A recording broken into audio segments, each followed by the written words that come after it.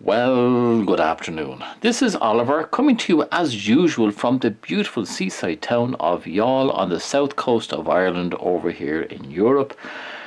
It is unfortunately a very wet day. That's the only way to describe it. The Ides of March, the 13th of March, lashing rain and there is wind and there's bits of a storm outside. So an ideal time to be inside and doing a little bit of doodling. What I thought I'd do today would be look at strings and ropes. Now, in the world of Zen tangles, a string is a line. So, if you can see that, that is a string. So, they use strings to divide up a space. So, for example, we could do something like that. That is a string as well. But I'm more interested in ropes. So how do you convert a string into a rope? Well, it's very simple. You add another line beside it to switch it from being a two-dimensional to a three-dimensional object. Now, and if I can keep this at the same distance away from it during my freestyle, it's not too bad.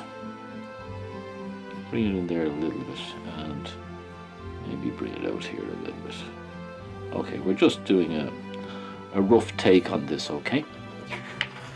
But we can embellish this a little bit more to make it more like a rope, because rope have got strands on it. And the easiest way to do that is to draw lines at an angle, equal distance apart, and they're the strands going along the rope. And try and keep them the same distance apart all the way. Something that I don't often get right, and these might be a little bit small. I should have gone for something bigger, I have to admit. But what is done and cannot be undone without stopping the camera and starting again. I should tell you, this is my second time to do this because I forgot to turn on the camera the last time, so I'm not going to switch it off. Now I'm going to go for something big. Let's see how it works. I'm going to go for a 0.8 pen here. No, to get it even a little bit more like a rope. So what we do is we come in at an angle and then we continue it over to finish it off. Come up again onto the next one, over and finish it off. And I suppose this is the Zen part. We just keep on doing this. And we'll get a nice representation of a rope. And remember to keep the outside parts rounded because that's the way the rope will be. It won't be flat. A bit further on there, but that's alright. So there we go.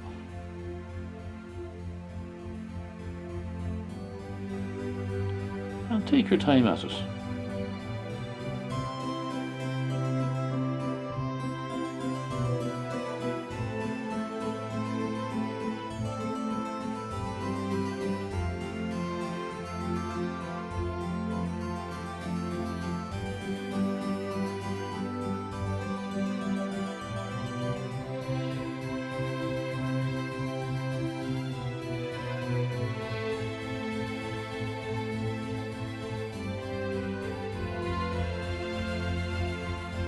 And you know, you could change the width of it as well if you wanted to. There's no reason why it has to be all the one width. Let's see what I can do with this one. And like this is just an exercise. Nice thing to do on a wet Wednesday afternoon, 13th of March.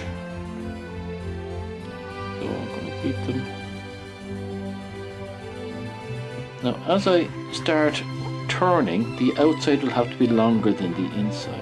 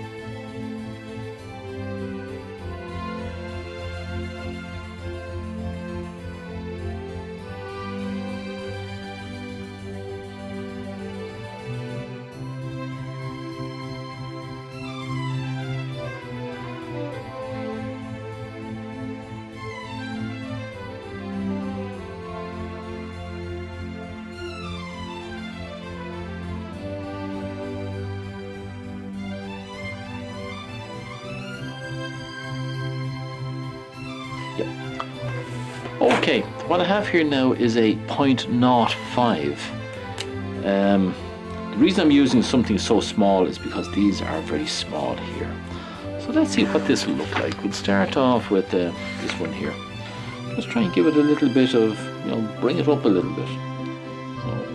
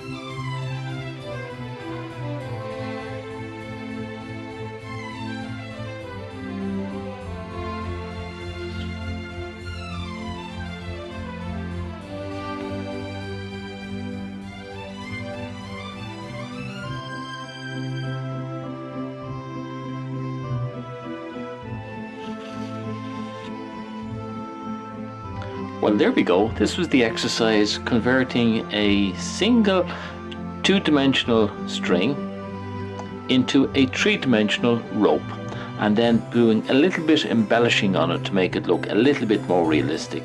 And as I said, you can use these as a border around some work that you're doing, or internally just to do some sort of a division between different parts of it. But what I'd like to do the next time is show you a knot made out of a string converted into a rope.